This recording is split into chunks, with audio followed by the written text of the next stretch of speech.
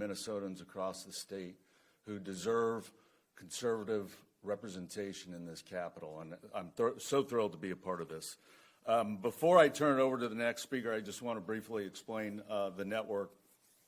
We've been around for over 4 years, and the Georgia Freedom Caucus was the first one that we launched, and then with South Carolina, South Dakota, Illinois, and so Minnesota, starting today, will be our 15th State Freedom Caucus. And the goal is eventually all 50, but we're proud to have Minnesota on the map. We're proud to work with the men behind us, and we're ready to get started. So with that, let me introduce the House Freedom Caucus Chairman in D.C., Dr. Andy Harris. Thanks.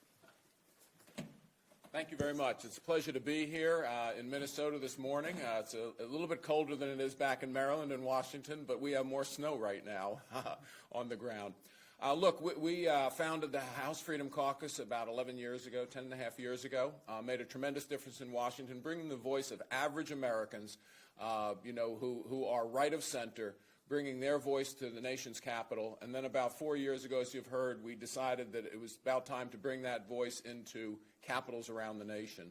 And that's what we've done. Again, I'm proud that we have a Freedom Caucus even in Blue, Maryland. And it's a Freedom Caucus that stands up for the principles, for the conservative Republican principles that I do believe a majority of Americans agree with. And as we expand into other capitals, what we're going to find is that there are very effective voices at making certain that the people who are frequently forgotten have a voice in the legislature. Obviously, in Minnesota's been in the news for the last few months. The nation has gotten a chance to see what your governor thinks, what the mayor of Minneapolis thinks with regards to I think good citizenship and adhering to the laws of the nation. And I hope that the gentlemen behind me bring the attitude to the Minnesota legislature that the rule of law needs to be established, that I will say the far left socialist policies that are gripping places around the country, especially New York City and Minneapolis, need to be reversed, that they don't reflect the average American, they don't reflect American values, and we believe that the State Freedom Caucus Network is the way to get these into all the state capitals. So with that, thank you very much. I want to thank the gentleman behind me for standing up. It's not easy. Believe me, we do it in Washington. Occasionally, you have to bring your own leadership along, but that's essential to the process. Thank you very much. So with that, I'd like to introduce Minnesota Freedom Caucus's first chairman, State Senator Eric Lucero. Well, good morning, and thank you for being here. Minnesota's rich history was built and shaped by builders, entrepreneurs, farmers, innovators, and families who believed working hard and playing by the rules would result in a better future. Today, Minnesotans are frustrated at the direction of our state. Unprecedented levels of fraud costing billions, emboldened criminals allowed to continue in our communities, working families crushed by high taxes, businesses slammed with crippling mandates. Our great state and nation were founded on constitutional principles proven to elevate individuals and families, create equal opportunity, and protect against abusive government. Unfortunately, constitutional principles today are too often ignored, resulting in unchecked growth in government, lack of transparency, non-existent accountability, and rising costs leading to unaffordability. Student academic performance metrics are falling, and businesses are closing or relocating, taking their good-paying jobs with them.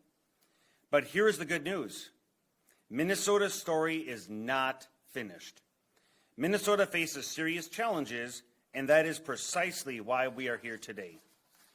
When the House Freedom Caucus was formed in the United States Congress, its members committed themselves to a simple but powerful idea. Elected officials must be accountable to the people, grounded in principle, and guided by the Constitution. We are proud to announce the formation of the Minnesota Freedom Caucus with founding members, myself, Senator Eric Lucero as chair, Senator Nathan Wiesenberg as Senate leader, Senator Bill Liskey as assistant Senate leader, Senator Michael Holmstrom, Representative Drew Roach as House leader, Representative Ben Davis as assistant House leader, and Representative Michael Wiener. Benjamin Franklin stated, "We are given a republic if we can keep it, and we believe Minnesota can lead again by returning to the constitutional foundations of our republic. We affirm the truth, unalienable rights are bestowed upon every individual by God. Government exists to secure those rights, and government's just authority is derived from the consent of the governed. By forming the Minnesota Freedom Caucus, we joined the growing Freedom Caucus movement as the 15th state. Minnesotans are seeking leadership guided by natural law, the United States Constitution, and the Constitution of the state of Minnesota. We believe Minnesota's best days are still ahead if those in elected office have the courage to lead with constitutional principles to protect individual liberty and equal opportunity, which leads to prosperity. Minnesotans deserve a government that respects them, protects their freedoms, spends their hard-earned money responsibly. Together, we can restore trust and return government to its proper role. I now introduce Minnesota Freedom Caucus House Leader, Representative Drew Roach. Thank you, Senator Lucero. Good morning, fellow Minnesotans, members of the media, and my distinguished colleagues in the House and the Senate. Thank you all for being here today. My name is Representative Drew Roach, and it's an honor to stand before you as the elected House lead of the Minnesota Freedom Caucus. Today marks a new chapter for conservative principled leadership in our state. One rooted in liberty, limited government, fiscal responsibility, and unapologetic defenses of our constitutional rights. We are here because Minnesotans deserve better than the status quo of runaway spending, eroding freedoms, and policies that put government ahead of families, workers, and communities. For too long, Minnesota has seen its hard-earned prosperity undermined by bloated bureaucracies, unchecked regulations, and radical agendas that prioritize ideology over common sense. We've watched our tax dollars funneled into wasteful programs riddled with fraud, our schools pushed towards divisive curriculum instead of core education, our elections questioned due to bad policies, and our parental rights sidelined by bureaucrats. The Minnesota Freedom Caucus will change that. We are a unified bloc of principled conservatives from both the House and the Senate who refuse to compromise on the core values that built this great state: personal responsibility, free enterprise, safe streets, quality education without indoctrination, and the God-given rights enshrined in our Constitution. Our mission is clear and focused. Massive omnibus bills end now. No more backroom deals with zero debate. Single subject bills, full committee review, and transparent votes will kill hidden agenda and restore accountability. Taxes must come down, and reckless spending needs to stop. We have to end wasteful, fraudulent programs, demand audits, stop increasing taxes on families and small businesses, and return money to your pocket. Election integrity is critical to restoring Minnesota. Voter ID, clean voter rolls, and total transparency will restore trust and protect the ballot box. Parental rights get defended and families come first. Parents, not bureaucrats, control their children's education, upbringing, and medical decisions. Boys stay out of girls' sports to protect fairness and safety for girls. Classroom indoctrination gets rejected in favor of reading, math, and real skills. Our economy gets unleashed and more freedoms get defended. Red tape choking small businesses get slashed, job-killing energy mandates get rejected, and attacks on free speech and the right to bear arms get stopped. Minnesota leads, not follows. We will work in good faith with anyone who shares our commitment to putting Minnesota first. However, we will not rubber stamp big government expansions, nor will we stay silent when principles are on the line. To my fellow conservatives in the House and the Senate Republican caucuses, let's stand together. The Freedom Caucus isn't here to divide. It's here to unite around the ideas that actually work for hardworking Minnesotans. To the people of Minnesota, we hear you. We hear your concerns about affordability, transparency, election trusts, and family rights are ours. We will fight every day to earn your trust and deliver results.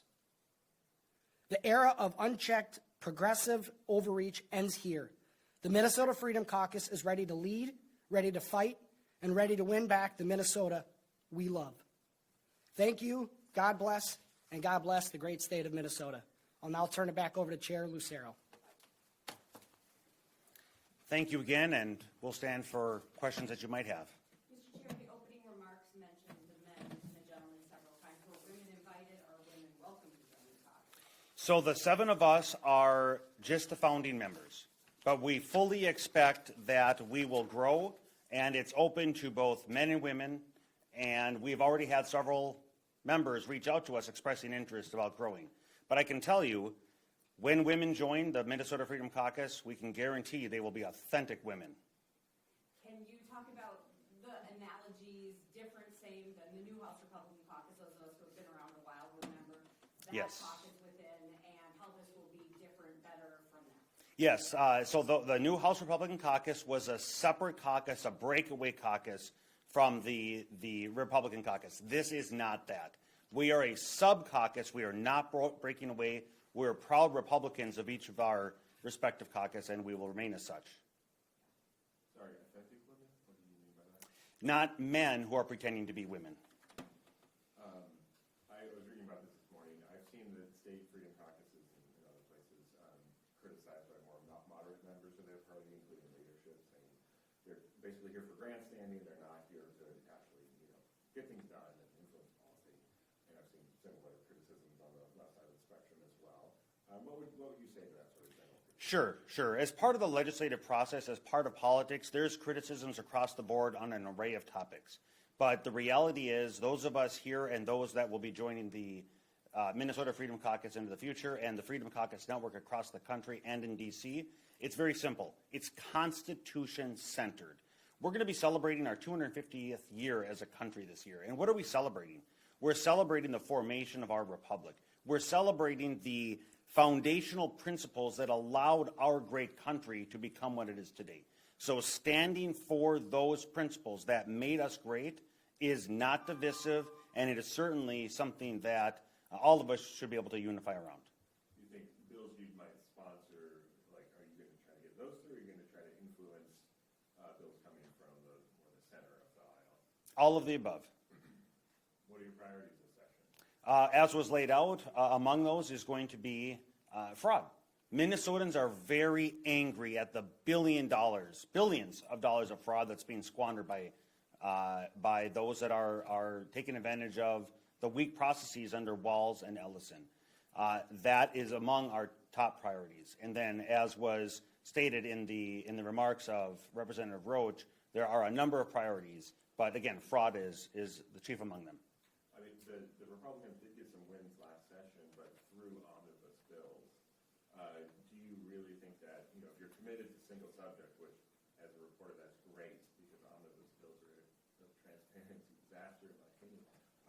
How is that realistic? You're in the minority. Can you actually get a standalone bill through and through the governor?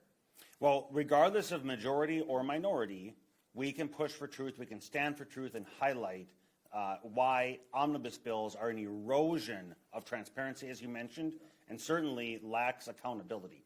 And so as we go backwards in time in Minnesota's history, we see that the number of bills passed by the legislature dramatically increases, hundreds, if not a couple thousand bills in a legislative session. In modern day politics, it's couple dozen bills that are passing, and that needs to stop. So your question is, can it be done? 100%. It was done for many years in the state. Sorry, can I follow up on that? Do you have some momentum judicially on that issue, and would you start going to court more to enforce single subject rules? Well, so as a members of the legislative branch, there is certainly momentum among our colleagues in the legislative branch, beyond those that are just standing here. In terms of the judicial branch, yes, there are outside organizations that are parties to lawsuit. In fact, that the omnibus bill passed a couple of years ago then has been, or at least one provision of it, but we saw the ruling from the judge, it tore that apart. The process currently is broken. And so is there momentum among other groups that are also concerned with the direction that omnibus bills have taken the state? Yes. And do you think there's bipartisan momentum too in light of that? Yes, yes. What about any other constitutional concerns? You know, there was bipartisan concerns in light of some of the immigration action, especially on Second Amendment issues, about some constitutional concerns in Minnesota. Do you see some concerns too, and would you call the Trump administration on some of the constitutional issues that happened the last couple of months? The Minnesota Freedom Caucus is 100% in favor of the Constitution and constitutional principles. And criticism will be bipartisan. Criticism of standing for the Constitution is and will not be to just one party. It's to the ideas. It's to ideas and solutions. And if we want to turn Minnesota around, we can. All we have to do is return to the roots that founded our republic. And would you say you have concerns about some of the actions you've seen in the last couple of months personally, or on behalf of the party? Well, I'm not going to speak right now about that. This press conference is focused on the launch, and in the coming days and weeks, we will be offering opinions and proposals in regards to legislation.